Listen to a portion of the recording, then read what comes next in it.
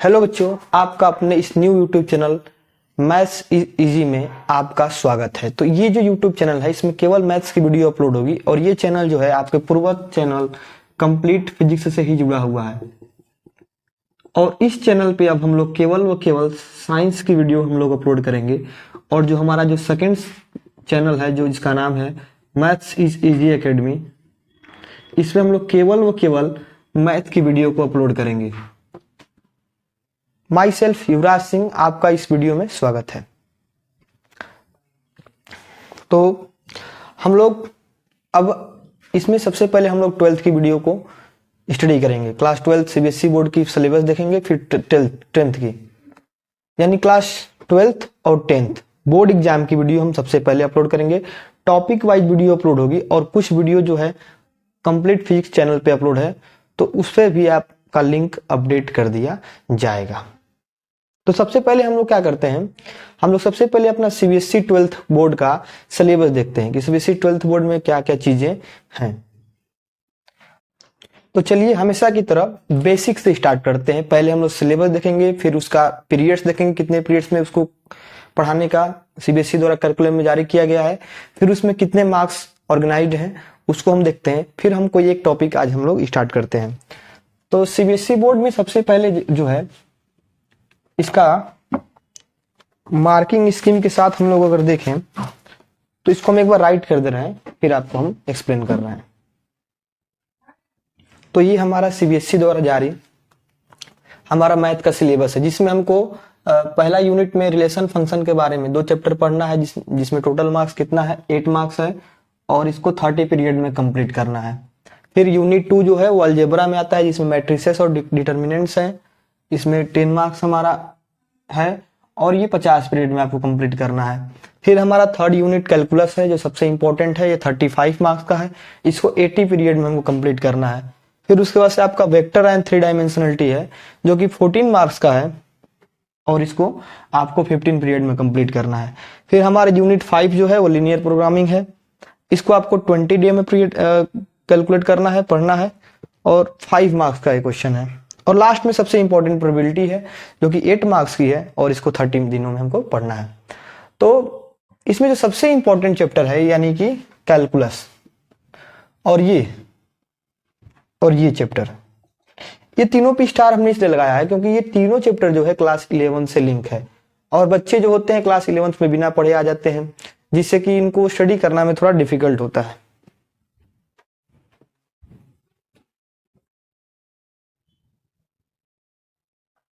तो इसमें सबसे इंपॉर्टेंट जो है अपना रिलेशन फंक्शन, फिर उसके बाद से कैलकुलस और प्रोबेबिलिटी है, क्योंकि ये सारे चैप्टर जो है 11 से लिंक है और इसमें बहुत मजा आएगा और ये बच्चों को थोड़ा समझ में नहीं आता है, लेकिन हम लोग समझाने की कोशिश करेंगे।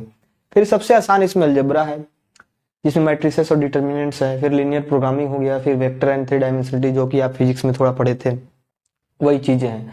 तो आज की हमारी जो टॉपिक है उसमें हम लोग देखिए इसमें कुछ चैप्टर्स जो है हमने कंप्लीट फिजिक्स यूट्यूब चैनल पर अपलोड कर चुका है। इस चैनल पे हम लोग क्या करेंगे, कैलकुलस से स्टार्ट करते हैं इसको अपलोड करना। तो कैलकुलस में सबसे पहले हम लोग यानी कि 5.1 जो है एक्सरसाइज से हम लोग क्या कर रहे हैं, स्टार्ट कर रहे हैं। और ये वाली वीडियो दोनों अपलोड हो चुकी है। ये बहुत आसान है, इसमें कोई दिक्कत नहीं है, आप लोग स्कूल कॉलेज में भी पढ़ते होंगे।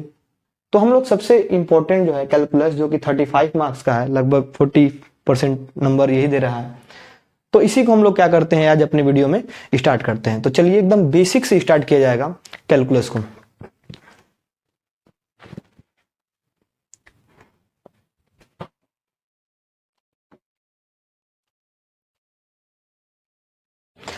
तो आज हम लोग सबसे पहले जानेंगे कैलकुलस के बारे में, थोड़ा इंट्रोडक्शन, क्या क्या पढ़ना है, कहां से इसका राइज हुआ, कैसे आया, कहां से इसका उदय हुआ, इत्यादि चीजों के बारे में हमको पढ़ना है। तो कैलकुलस के बारे में जो इसकी जो डिस्कवरी हुई, 2 नाम आते हैं। सबसे पहला न्यूटन, जो कि सर आइजैक न्यूटन जो है वही सर आइजैक न्यूटन, और जो है कैलकुलस में की है उससे ज्यादा इन्होंने फिजिक्स में नहीं की है। ये यूं ही जो है एप्पल वाली चीज़ के लिए परेशान है, इनकी जो डिस्कवरी या जो चीज़ कह सकते हैं योगदान जो है कैलकुलस के क्षेत्र में बहुत ही ज़्यादा है। और दूसरे हैं GW लेफ्टिंज। अब इन दोनों ने अलग अलग कालखंडों में अलग अलग टाइम्स पे दोनों ने एक ही चीज़ के बताया और इन दोनों को एक दूसरे से कोई कनेक्शन नहीं था। मतलब अलग अलग जगह बैठे इन्होंने कैलकुलस के बारे में कुछ फार्मूले थ्योरम्स को डाइव कर दिया। तो हमारा इसमें सबसे पहले हमको क्या पढ़ना है, हमको पढ़ना है लिमिट एंड कंटिन्यूटी। 5.1 जो चैप्टर है उसमें हमको सबसे पहले पढ़ना है लिमिट एंड कंटिन्यूटी। और कैलकुलस में मेन हमको इंटीग्रेशन और डिफरेंशिएशन पढ़ना है, जिसमें इंटीग्रेशन और डिफरेंशिएशन में पढ़कर उसके बाद इसको अप्लीकेशंस पढ़ना है कि इसका यूज हमारे असल ज़िंदगी में कहाँ है। तो पहला चैप्टर है 5.1 लिमिट कंटिन्यूटी, फिर 6 है डेरिवेटिव, फिर 7 है एप्लीकेशन ऑफ डेरिवेटिव, फिर 8 उसके बाद वाला जो है इंटीग्रेशन है, फिर उसके अगले जो है एप्लीकेशन ऑफ इंटीग्रल्स। इतने चैप्टर को हम लोग कैलकुलस में स्टडी करेंगे। तो आज हम लोग बेसिक जो है जिस चैप्टर में हम लोग जो पढ़ने वाले थे, इस कैलकुलस में सबसे पहला चैप्टर जो था लिमिट एंड कंटिन्यूटी। अब कैलकुलस के बारे में थोड़ा जाने। कैलकुलस में सबसे पहले आपको डिफरेंशिएशन पढ़ना है। तो डिफरेंशिएशन मतलब होता है चेंज। जहाँ पे भी चेंज की बात आएगी वहाँ पर डिफरेंशिएशन आएगा, चेंज। जैसे मान लीजिए पेट्रोल चला रहे हैं तो पेट्रोल का गाड़ी चला रहे हैं तो आपका उसमें पेट्रोल ख़त्म होगा। नए सेल्स का निर्माण हो रहा है, प्रति सेकंड नए सेल्स रीजनरेट कर रहे हैं, कुछ अपने आप को डिस्ट्रॉय भी कर रहे हैं, तो वहाँ भी सेल्स में भी चेंज हो रहा है। तो पर सेकंड में कितना चेंज हो रहा है, अगर इसको स्टडी करना है तो हमको क्या पढ़ना पड़ेगा, डिफरेंशिएशन के बारे में पढ़ना पड़ेगा। अब डिफरेंशिएशन पढ़ने के लिए हमको सबसे पहले चाहिए लिमिट एंड कंटिन्यूटी। क्या चाहिए? Limit and continuity. यानी कि इसीलिए हम लोग हमारा जो पहला पढ़ेंगे उस चैप्टर का नाम है लिमिट एंड कंटिन्यूटी। तो यहीं से स्टार्ट करते हैं लिमिट एंड कंटिन्यूटी से, जिसमें 11th में हमने लिमिट के बारे में पढ़ा था। तो वहाँ से कुछ बेसिक चीज़ें अभी हम बताएंगे लिमिट कंटिन्यूटी का। पहले आपको एक चीज़ समझाते हैं।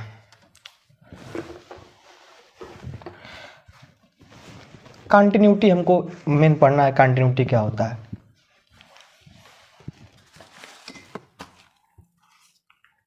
लिमिट एंड कंटिन्यूटी जो है हमने 11 में पढ़ लिया था। इसमें हमको पढ़ना है 5.1 में कंटिन्यूटी एंड डिफरेंशिएबिलिटी।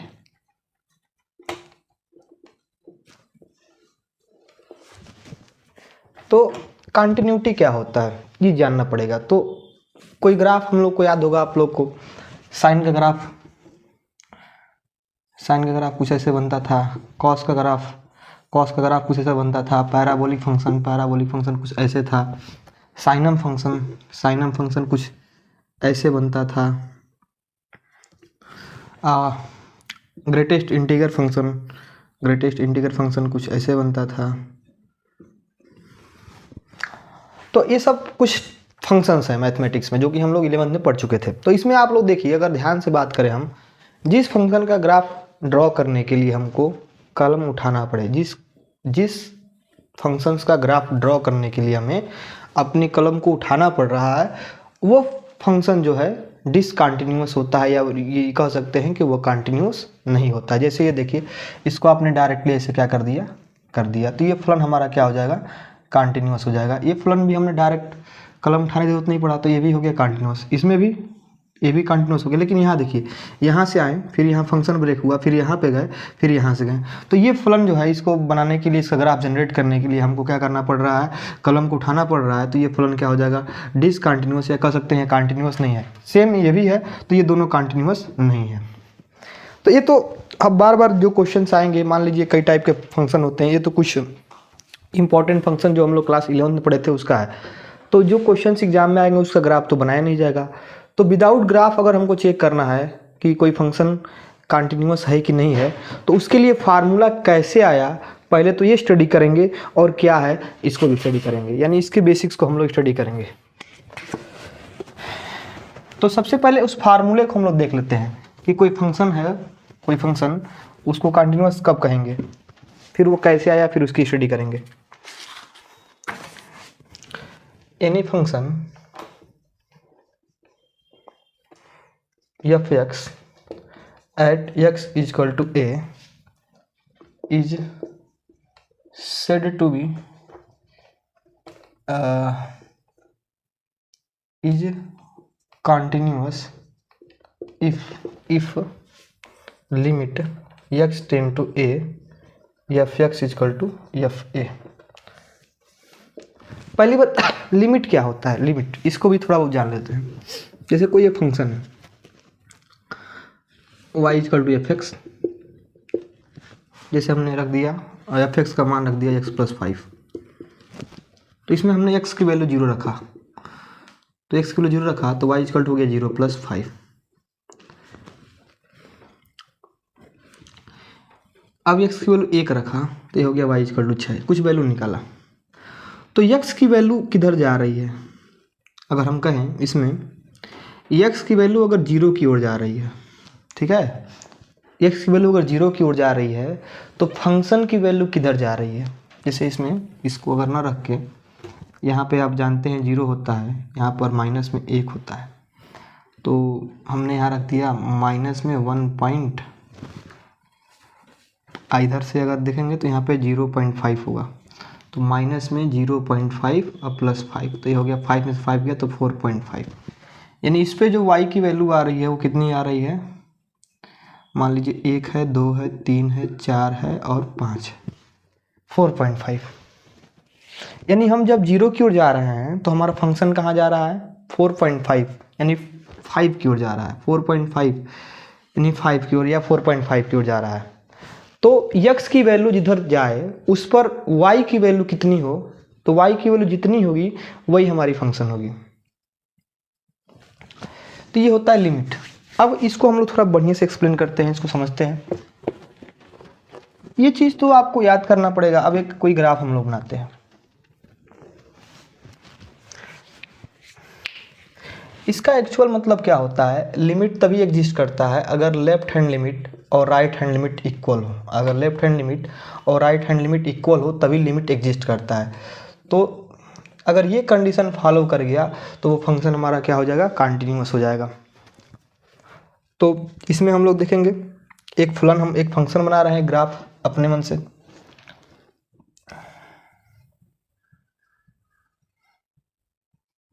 ये हमारा एक फंक्शन है, तो इस फंक्शन का क्या दिख रहा है, y equal to f x की वैल्यू क्या क्या आ रही है, y की वैल्यू क्या आ रही है, एक आ रहा है, एक 2 आ रहा है, एक 3 आ रहा है। अब आप लोग ध्यान समझिए, एक आ रहा है, एक 2 आ रहा है और एक क्या आ रहा है, 3 आ रहा है।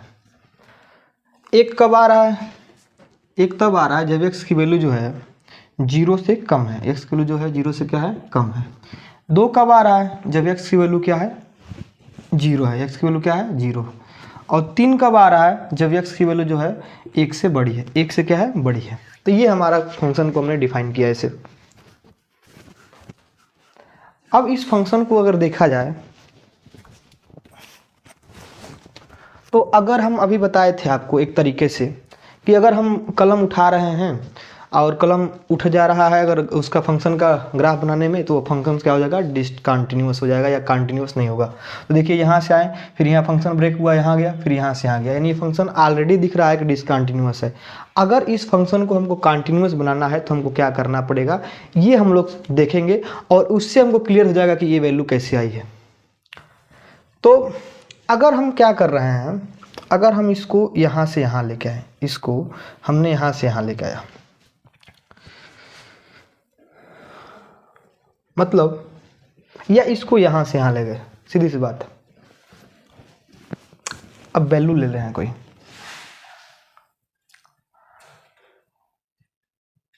इसका मतलब क्या है, अगर हम इधर चल रहे हैं 0 से 1 की ओर जा रहे हैं तो हमारा जो लेफ्ट हैंड लिमिट है वो किधर जा रहा है, 1 की ओर जा रहा है। और अगर हम इधर से जा रहे हैं तो हमारा जो राइट हैंड लिमिट है वो कहाँ जा रहा है, 3 की ओर जा रहा है। यानी यहाँ से दिख रहा है कि लेफ्ट हैंड लिमिट कितना है, 1 है और राइट हैंड लिमिट क्या है, 3 है। तो जब लेफ्ट हैंड लिमिट और राइट हैंड लिमिट बराबर नहीं होगा तो फिर लिमिट एग्जिस्ट ही नहीं करेगा, लिमिट डज नॉट एग्जिस्ट।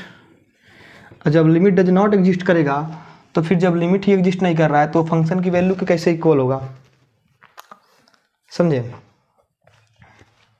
तो सबसे पहले हम लोग को लिमिट एग्जिस्ट करना पड़ेगा, मतलब दोनों बराबर करना पड़ेगा। तो इसके लिए हमने क्या किया कि हमने इसको यहाँ लेके आया, मतलब अब हमारा जो सेकंड बन रहा है इसको हमने इसको मिटा दिया और इसको यहाँ पर कर दिया। अब क्या दिख रहा है कि लेफ्ट हैंड लिमिट भी एक है और राइट हैंड लिमिट भी कितना है, एक है। तो अब तो दोनों इक्वल हो गया। लेकिन अभी जो फंक्शन की वैल्यू है, जो एफ की वैल्यू है, वो कितनी है, 2 है। तो ये भी नई कंडीशन फॉलो है। तो फिर हमने क्या किया, इसको भी हमने क्या कर दिया, 1 कर दिया। यानी एफ की जो वैल्यू है, एफ की वैल्यू जो है उसको भी हमने 1 कर दिया, इसको भी हमने क्या कर दिया, यहाँ कर दिया।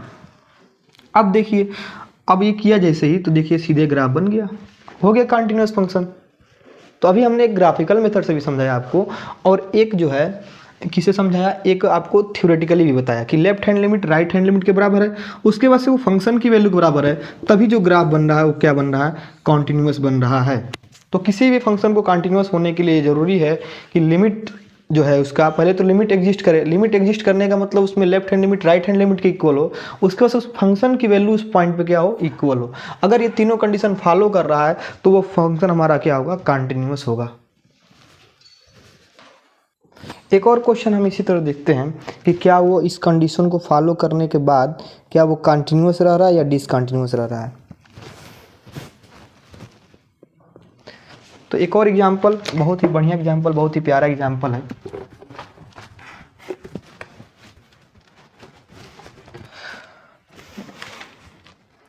y equal to f x और ये इक्वल है x और एक्स स्क्वायर के। x के इक्वल है x जन 0 की वैल्यू के लिए और एक्स स्क्वायर की जो है वो x ग्रेटर देन 0 के लिए है। तो इसका ये देखिए, ये तो एक लाइन का इक्वेशन है y इक्वल टू एक्स। अगर इसका हम ग्राफ बनाएं तो y इक्वल टू एक्स का ग्राफ ये होता है, ओरिजिन से जाता है, ये हो गया y इक्वल टू एक्स का ग्राफ। और y equal to x square जो है पैराबोलिक ग्राफ है, तो ऐसे पैराबोलिक ग्राफ बन गया। अब इसकी वैल्यू हम लोग देखते हैं। ये वाली जो ग्राफ है, ये ग्राफ है y इक्वल टू एक्स के लिए और ये वाली ग्राफ है y equal to x square के लिए। y इक्वल टू एक्स के ग्राफ जो है x की वैल्यू 0 और 0 से कम के लिए ही वैल्यू सही है, 0 और 0 से कम के लिए।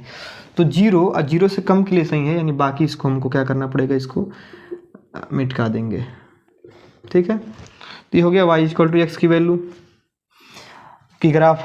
और y equal to x square की ग्राफ जो है x की वैल्यू 0 से बड़े के लिए, 0 से बड़े के लिए, तो 0 से बड़े के लिए 0 को छोड़ देना है, 0 से बड़े के लिए केवल, तो 0 से बड़े के लिए। अब देखिए ये जो ग्राफ है ये इसका ग्राफ है, इन दोनों के लिए जो कंडीशन बेस्ड है, कंडीशंस बेस्ड है। अगर इस ग्राफ को हम बनाने की कोशिश करें तो क्या ऐसे बन नहीं जाएगा, कहीं भी हमने इस मार्कर को उठाया नहीं, यानी ये फंक्शंस ऑलरेडी जो है वो क्या है, ऑलरेडी हमारा कंटिन्यूअस है। अब तो ये हमने ग्राफ बना के दिखा दिया। अब हम आ रहे हैं उस फार्मूले पे। इसके पहले हमने क्या किया, फार्मूला डिराइव किया, उस फार्मूला लिखा, उससे हमने एक ग्राफ बनाया, ग्राफ से फार्मूला को डिराइव किया। अब हमने क्या किया, ग्राफ बना दिया, ग्राफ, और फिर फार्मूले से चेक कर रहे हैं कि क्या ये कंटिन्यूअस आ रहा है कि नहीं आ रहा है। अब देखिए,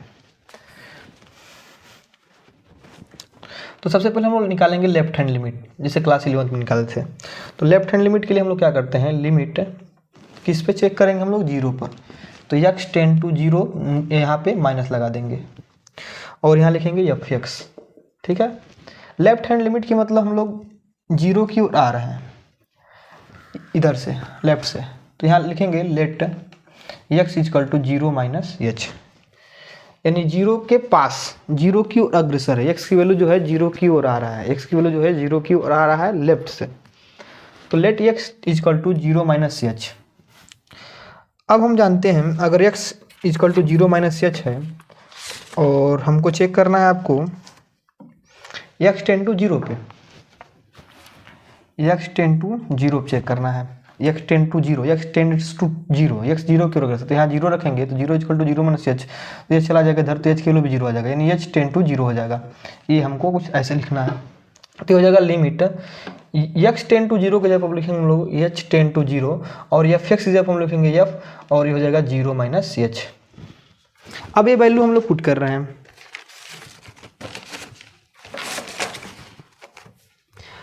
तो जीरो से कम के लिए जो वैल्यू है वो इसमें है एक्स, यानी x f x equal to x था, तो अगर एक्स से जब हम जीरो माइनस एच रख दें तो यहाँ पे एक्स जब कितना रख देंगे जीरो माइनस एच, तो हो जाएगा limit h tend to zero, और यहाँ पे हो जाएगा अपना कितना हो जाएगा जीरो माइनस एच, और एच के जब हम लोग जीरो रख देंगे तो हो जाएगा जीरो माइनस जीरो, तो कितना आ गया जीरो, यानी कि हमारा लेफ्ट हैंड लिमिट कितना आ गया जीरो आ गया।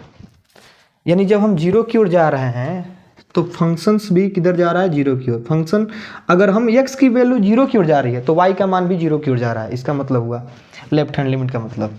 अब हम लोग देखते हैं राइट हैंड लिमिट, तो राइट हैंड लिमिट तो अब हम लोग मानेंगे लेट ये हो जाएगा लिमिट, पहले limit x tend to zero plus, और ये हो गया f जीरो प्लस एच, या ऐसे कर सकते हैं आप लोग, एफ एक्स कर सकते हैं पहले, जीरो प्लस मतलब जीरो से बड़े के लिए, तो लेट फिर मानेंगे x tend equal to zero plus h, और एक्स टेन टू जब जीरो होगा तो एच टेन टू भी जीरो होगा, जीरो रखेंगे तो जीरो इधर आएगा, एच किलो जीरो हो जाएगा।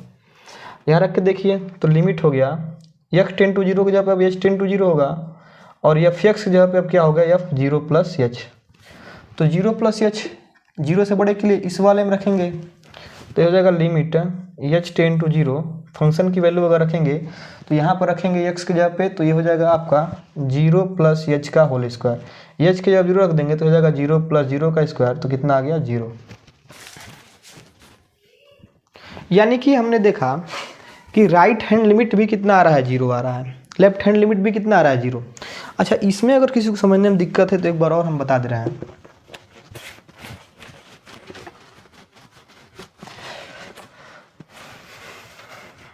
एक बार हम शुरू से इसको बता दे रहे हैं ग्राफ। तो आप लोग देख लिए फंक्शन क्या था, y equal to f x था, और x था और एक्स स्क्वायर था, और x की वैल्यू जीरो से कम बराबर के लिए था, x की वैल्यू जीरो से बड़े के लिए था। तो अगर हम चेक करना चाहते हैं तो at x equal to zero, x equal to zero check कर रहे हैं हम लोग, सबसे पहले हम निकालेंगे left hand limit. Left hand limit कैसे निकलेगा, लिमिट x टेन टू जितने भी मानते हैं उसको लिख के माइनस लगाना है। अब राइट हैंड लिमिट कैसे चेक करेंगे, राइट हैंड लिमिट चेक करेंगे जिस पॉइंट पे मान रहे हैं उस पर प्लस लगा देना है, और यहाँ लिखना है आपको एफ एक्स, और यहाँ भी लिखना है आपको एफ एक्स। इसमें हमेशा क्या मानना है, let x equal to zero minus h, जो जिस पॉइंट चेक करना है वो पॉइंट यहाँ रहेगा। इसमें भी लेट एक्स इक्वल टू यहाँ पे जीरो बस प्लस रहेगा, जिस पॉइंट चेक कर रहा है वो यहाँ रहेगा, ये चेंज होता रहेगा, बाकी सब चीज़ ऐसे रहेगा। उसका से अगला है कि x जिस वैल्यू पे चेक कर रहे हैं, जैसे इसमें जीरो पे चेक कर रहे हैं तो जीरो, इसमें भी जीरो पे चेक कर रहे हैं तो जीरो, यहाँ जीरो रखेंगे जीरो जीरो आएगा, कट जाएगा, h की वैल्यू जीरो आ जाएगा। हमेशा h टेन टू जीरो होगा, जान लीजिए हमेशा h टेन टू क्या होगा जीरो होगा। अब इसको चेंज कर देंगे लिमिट, और यहाँ लिखेंगे h टेन टू जीरो, और यहाँ भी लिखेंगे limit x tend to zero, जब लिखेंगे h टेन टू जीरो। अब एफ एक्स जब ये माने हम तो पुट कर देंगे, तो f zero minus h, same यहाँ पे ये मान है तो यहाँ पुट कर देंगे, तो एफ जीरो प्लस एच। अब आ जाइए एक्स की वैल्यू जीरो से कम है, एक्स की वैल्यू जीरो से कम है, तो जीरो से कम के लिए आपकी फंक्शन की वैल्यू क्या है, एफ एक्स है। तो अगर एक्स की जगह हम लोग इससे रिप्लेस करेंगे तो इसके जगह पे भी तो यही आएगा, यानी इसमें फंक्शन की वैल्यू ये लेंगे हम लोग, और उसके जगह बस हमको वही लिख देना है एच टेन टू जीरो, और फंक्शन की जगह पे कितना रख देना है एक्स, एक्स का मतलब जीरो माइनस एच, और इसमें limit h tend to zero, और फंक्शन के जगह लिख देना है। कई किताबों में तो डायरेक्ट हटा दिया गया, डायरेक्ट वैल्यू पुट कर दिया गया इसके जवाब जीरो। यहाँ पे क्या करना है जीरो प्लस एच, तो ये हो जाएगा जीरो प्लस एच का होल स्क्वायर। अब एच की वैल्यू पुट कर दीजिए, तो एच के जब जीरो रखेंगे तो जीरो प्लस जीरो का स्क्वायर, तो कितना आ गया जीरो, और ये हो गया जीरो रख देंगे, जीरो माइनस जीरो, तो ये भी कितना आ गया जीरो आ गया। तो लेफ्ट लिमिट भी जीरो आ गया, राइट हैंड लिमिट भी जीरो आ गया। अब हम लोग देखेंगे फंक्शन की वैल्यू, तो एफ एक्स, तो एट एक्स बराबर जीरो पे फंक्शन यानी जीरो पे जो है इसमें है, तो फंक्शन की वैल्यू कितना है एक्स, तो x बराबर 0 पे चेक करेंगे तो एफ एक्स इजकल टू ए भी कितना आ गया 0। यानी क्या दिख रहा है कि लेफ्ट हैंड लिमिट जो है राइट हैंड लिमिट के बराबर है और वो जो है आपके एफ एक्स के इक्वल है। इसीलिए ये फंक्शन क्या हुआ है, कॉन्टिन्यूअस हुआ है। बाई ग्राफ भी हम लोग आपको दिखाए हैं एक जगह।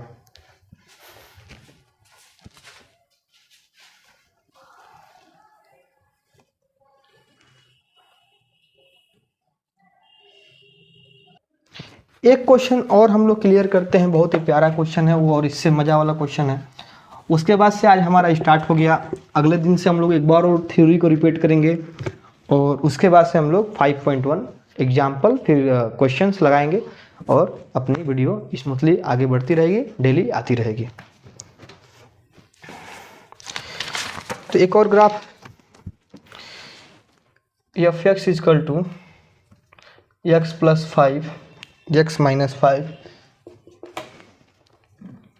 इसको हम लोग चेक करते हैं। तो इस बार हमको 1 पे चेक करना है। सेम प्रोसेस, आराम से समझिए। फिर ग्राफ, इसको हम दोनों समझेंगे। पहले तो हम लोग left hand limit right hand limit by formula कर रहे हैं, फिर हम लोग इसको ग्राफ से भी देखेंगे कि कंटिन्यूअस हो रहा है कि नहीं कंटिन्यूअस हो रहा है। तो सबसे पहले हम लोग चेक करेंगे left hand limit. Left hand limit कैसे चेक होगा, x टेंड टू 1 माइनस पे, तो limit x tend to 1 minus लगा देंगे, ये हो जाएगा एफ एक्स। अभी बताएं कि जो यहाँ माना जाएगा वही माना जाएगा। Let x equal to 1 minus h. अब लिखेंगे कि x टेंड टू 1, अगर x जब 1 रख दिया जाए, x 1 की ओर जा रहा है तो 1 माइनस 1 हो जाएगा, तो h की वैल्यू भी कितनी हो जाएगी, 0 हो जाएगी। ये हम बताएं आपको। तो ये हो जाएगा लिमिट, और x टेंड टू 1 की जगह पे h टेंड टू 0 अब रखेंगे, और एफ एक्स की जगह पे हम लोग रखेंगे 1 माइनस एच। अब देखिए x की वैल्यू 1 से कौन कम है, इसके लिए है। तो इसके लिए फंक्शन की वैल्यू कितना है, x प्लस 5। यानी अगर x के जगह हम इतना रख रहे हैं 1 माइनस एच, तो ये इसमें रखेंगे कि इसमें रखेंगे, पहला सवाल।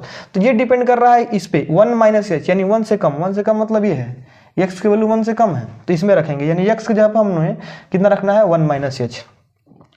तो ये हो जाएगा लिमिट h टेंड टू 0, और ये हो गया आपका 1 माइनस एच, इसके जगह रख दिए 1 माइनस एच प्लस 5। अब यहाँ पे h की वैल्यू पुट कर दिए, तो ये हो गया 1 माइनस 0 प्लस 5, तो 5 और 1 कितना हो गया, 6। तो अपना आ गया लेफ्ट हैंड लिमिट कितना आ गया, 6। अब हम लोग चेक करेंगे राइट हैंड लिमिट।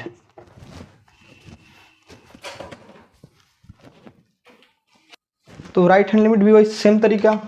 इस बार हो जाएगा limit x tend to 1 plus, और ये हो गया एफ एक्स। इस बार हमने लिखा let x equal to 1 plus h. तो h जब x की वैल्यू 1 की ओर जाएगी tends to 1, then h tends to 0। ये हमेशा होना है, जो पॉइंट्स है उस पॉइंट्स लेना है और h टेंड्स टू 0 लिखना है। तो हो गया लिमिट x टेंड टू 1 का मतलब हो गया, अब किस में चेंज हो गया, h टेंड टू 0, और ये हो गया एफ एक्स। एक्स से अब कितना हो गया, 1 प्लस एफ।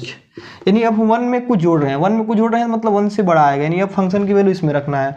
तो limit h tend to 0, f x की जगह अगर हम रखें x की जगह पे 1 प्लस एच, तो हो जाएगा 1 प्लस एच। एक्स की जगह पे इतना रखना है 1 प्लस एच, और ये हो गया माइनस में 5। अब h की वैल्यू 0 पुट कर दे रहे हैं, तो ये हो गया लिमिट कर रहे हैं 1 प्लस 0 माइनस 5, तो ये हो गया आपका 1 माइनस 5 मतलब माइनस 4। यानी यहाँ देखें अगर डायरेक्ट, तो लेफ्ट हैंड लिमिट ही राइट हैंड लिमिट के इक्वल नहीं है। तो जब लेफ्ट हैंड लिमिट और राइट हैंड लिमिट इक्वल ही नहीं है, तो उसमें आपका जो है वो लिमिट एग्जिस्ट ही नहीं कर रहा है। अगर जब लिमिट एग्जिस्ट नहीं कर रहा है तो limit x tend to 1 equal to f x की जरूरत ही नहीं है। हम डायरेक्ट लिखेंगे कि ये फलन जो है, ये फंक्शन जो है डिसकंटिन्यूअस फंक्शन है, कंटिन्यूअस नहीं है। अब इसका हम ग्राफ से चेक कर रहे हैं कि क्या ये जो हम लोग फार्मूले से चेक किए हैं क्या ये सही है। तो ग्राफ से अब हम लोग चेक करेंगे। तो इसका ग्राफ हम लोग बनाएंगे पहले।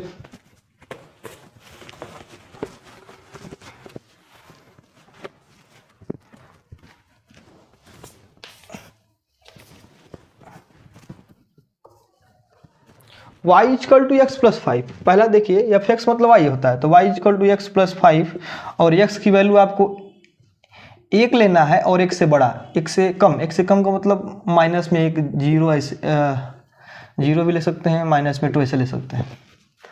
फिर y इक्वल टू एक और है x प्लस 5, x माइनस 5 है, और x की वैल्यू 1 से बड़ा, यानी x की वैल्यू 2 ले लीजिए, 3 ले लीजिए, 4 ले लीजिए। तो टेबल बना लेना पहले। ये हो गया x, ये हो गया y। इसके लिए बना रहे हैं हम लोग। तो 1 तो ले सकते हैं। तो एक्स की वैल्यू अगर 1 ले रहे हैं हम लोग तो 1 + 5 मतलब कितना आ गया 6। एक ले लिए। अब हम लोग एक 5 ले लिया जाए, क्या एक 5 ले रहे हैं तो 5 हो गया 10, और एक माइनस में ले रहे हैं, माइनस में 5 लेंगे तो -5 कितना हो गया 0।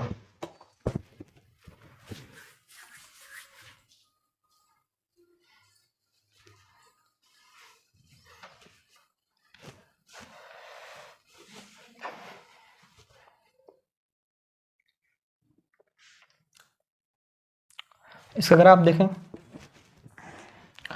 तो x की वैल्यू 1 है, y की वैल्यू 6 है, यानी कि आपका यहाँ बना। फिर x की वैल्यू आपका है -5, 1 2 3 4 5 -5, और y की वैल्यू 0 है, मतलब a बना। तो कुछ ऐसे इसका ग्राफ बनेगा, ठीक है, कुछ ऐसे इसका ग्राफ बनेगा। और इसका ग्राफ 1 2 3 4 5 हो सकता है कुछ ऐसे बने। बना के देख ले रहे हैं उसको भी हम लोग। लेकिन ये ग्राफ जो है ये सभी के लिए नहीं सही है। ये ग्राफ केवल किसके लिए सही है, एक से बड़े के लिए। एक्स केवल एक से क्या है बड़ा है, यानी ये तो सही नहीं है, क्योंकि हमको देखिए पहली बात x की वैल्यू 1 से कम लेना है, कम के लिए सही है, सही है, एक मिनट भी है। x की वैल्यू 1 या 1 से कम लेना है, ठीक है, ये 1 और 1 से कम लेना है, तो ये बन गया, यानी ये इसके लिए बन गया। अब इसके लिए देखा जाए,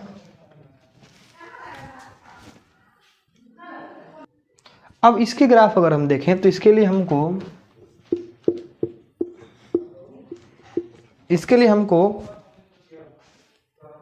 तो अगर हम x की वैल्यू 5 रख रहे हैं तो y - 5 में से 5 का 0, यानी y की वैल्यू 0 आ रही है, यानी पॉइंट हमको यहाँ मिल रहा है। अगर x की वैल्यू हम 10 रख दे रहे हैं इस फंक्शन में, 10 में से 5 गया 5, यानी y की वैल्यू है 5 और x की वैल्यू है 10, तो 6 7 8 9 10, और y की वैल्यू है 5, यानी कुछ ऐसे मिल रहा है। तो कुछ ऐसे मिल रहा है, मतलब ये ऐसे है, यानी आप देख लीजिए उसी तरह ग्राफ टूट गया ऐसे, फिर कलम हमको उठा के फिर यहाँ चलना पड़ रहा है। तो ये क्वेश्चन में हमने दिखा दिया कि हम ग्राफ से भी इसको देख सकते हैं और फार्मूले से भी देख सकते हैं। तो इसके पहले हमने दिखाया था कि left hand limit right hand limit equal नहीं था, तो फिर हमको फंक्शन की वैल्यू देखने की आवश्यकता नहीं है। अब रही बात कि हमने ये तो आज केवल इंट्रोडक्शन पढ़ा। वीडियो देखने के लिए धन्यवाद। चैनल को लाइक भी कीजिए, सब्सक्राइब कीजिए और दोस्तों के साथ शेयर कीजिए, और लगातार इस पर वीडियो आएंगी 5.1। इसके बाद से कल जो वीडियो आएगी उसमें एक बार और हम एक बहुत बढ़िया थ्योरी बताएंगे, उसके बाद से वीडियो लगातार आना चालू हो जाएंगे। धन्यवाद।